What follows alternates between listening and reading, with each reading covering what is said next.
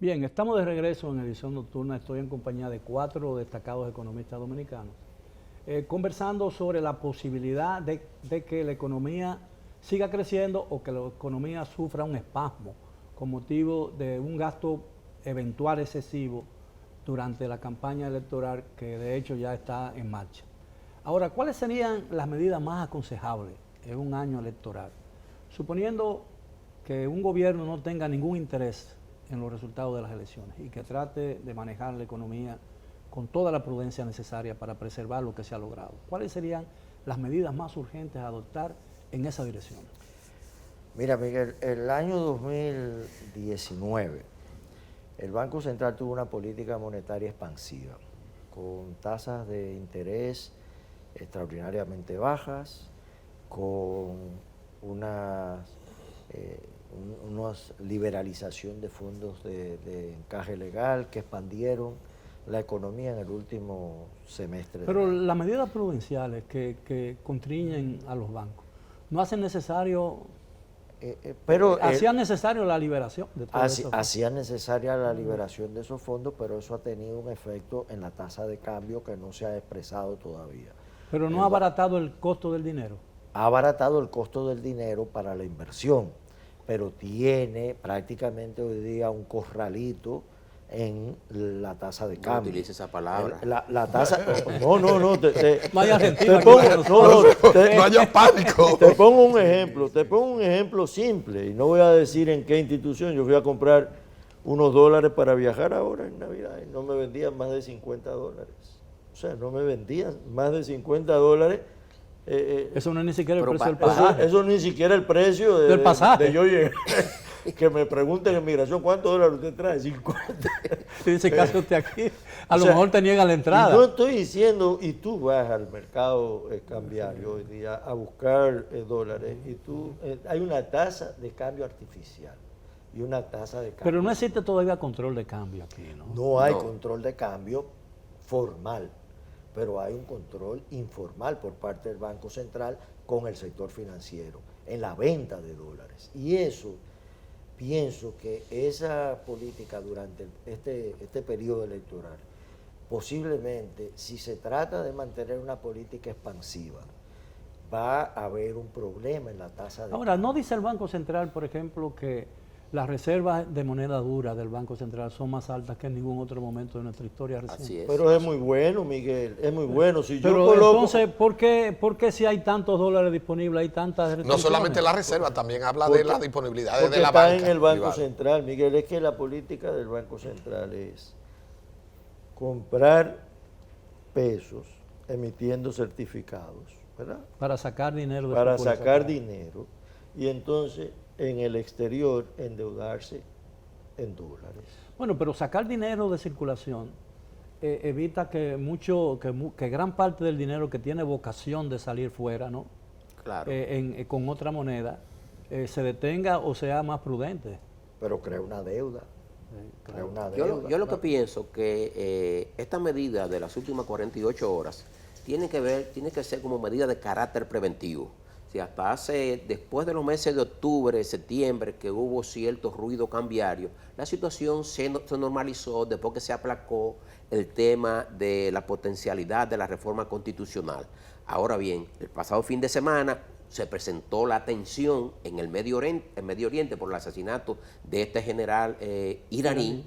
Entonces, si va a la gente para protegerse a buscar dólares, entonces yo entiendo que tanto la banca como el Banco Central adoptaron una medida de carácter preventiva, porque hasta hace poco te vendían $200, después de $200, entonces te aplicaban una tasa un tanto diferente, porque hay dos tipos de tasas. Si tú vas a comprar pocos dólares, te dan la tasa oficial que tiene el banco. Si vas a comprar una cantidad mayor, tiene que pagar, diríamos, un spread, un margen mayor en la tasa de cambio. Por eso se había calmado. Yo quisiera entender, quisiera estar en lo cierto, de que se trata unas medidas de prevención tanto por parte del Banco Central como por parte de la misma banca. El Banco Central efectivamente tiene al día de hoy unos 8.600 millones de dólares en reservas internacionales. Eso es más de 4 meses de importación, que es lo que te exige como mínimo el Fondo Monetario Internacional. A pesar de que tú tienes la banca un tanto dolarizada, pero te la tiene bien lo que se llama, en términos bancarios, bien calzadas. ¿Por qué? tú tienes alrededor de un 26% de operaciones bancarias en dólares, pero tú tienes que la cartera de préstamo en dólares, moneda extranjera de la banca, representa como el 65% de los depósitos. Es decir, que hay una serie de indicadores como que te indican que no hay razones que no sean de carácter de nerviosismo en estos días como consecuencia de esa situación en Irak que a partir de ayer parece calmarse. Ahora, Bueno, los temores principales se sustentan en la posibilidad y en el temor de que el gobierno se ceda. En este caso, lo que estamos señalando es que, lejos de cederse, el gobierno se está restringiendo, ¿no? O la autoridad del banco está restringiendo la venta de dólares.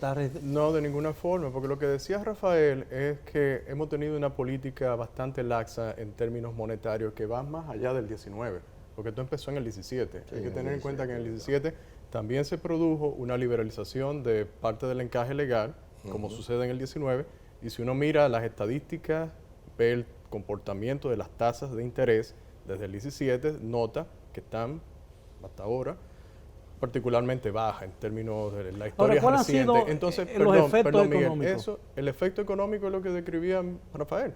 Si tú tienes una política monetaria laxa combinada con una política fiscal también expansiva, que no descartamos que sea mayor en este año, pues eso genera una mayor demanda de dólares. Y eso es lo que está pasando, con un tipo de cambio dentro del mercado que es el deseado por las autoridades, que está marcando la pauta, pero no es al que la gente está dispuesta a vender sus dólares. Y por eso se produce la escasez que se Ahora, produce. desde mi perspectiva del ego, quiero saber, por ejemplo, en una situación, en un país como este, que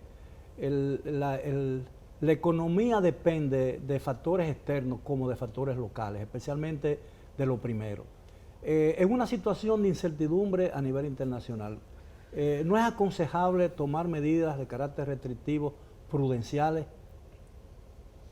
¿No es eso lo que se está haciendo? Lo que se recomendaría es anticiparse. O sea, cuando tú tienes las expectativas de un riesgo, tú lo que tienes que hacer es anticiparte. Uno lo que dice, bueno, el equipo económico del gobierno debiera en estos momentos estar dando seguimiento día a día a esta coyuntura internacional que se presenta alrededor del precio del petróleo. ¿Por qué?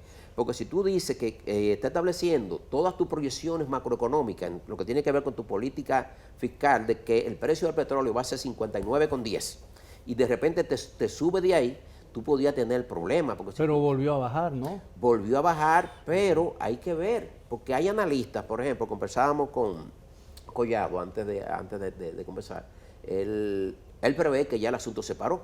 Hay analistas internacionales que te dicen, no, esto es asunto de coyuntura. Hay agentes que están tomando posiciones a mediano y largo plazo a un precio mayor. Mientras más alto sea el precio del petróleo, mayor presión sobre las finanzas públicas y mayor presión sobre la tasa de cambio. ¿Por qué?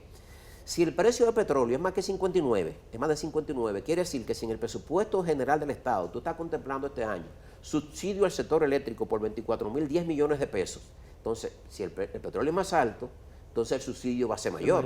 Si tú acabas de cerrar un año con un presupuesto complementario, porque tú dijiste, mira, mi déficit presupuestario en el 2019 va a ser 75.500 millones de pesos.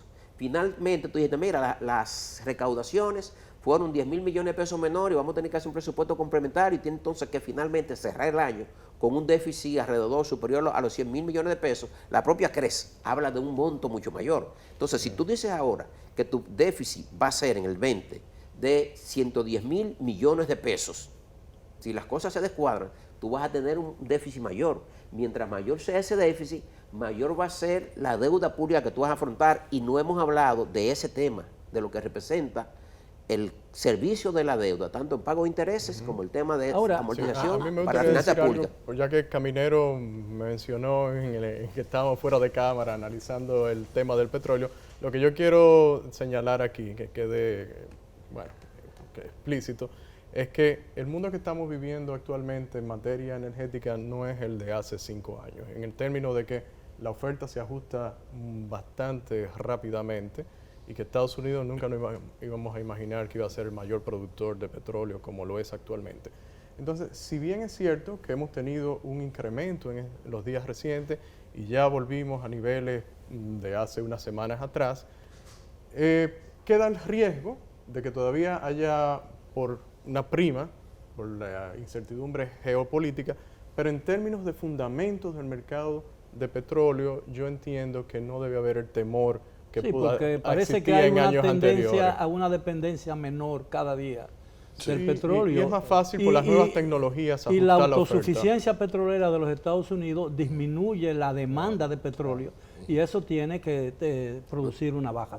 Permítame hacer una segunda pausa, regresamos después de ella, continúen con nosotros en edición nocturna.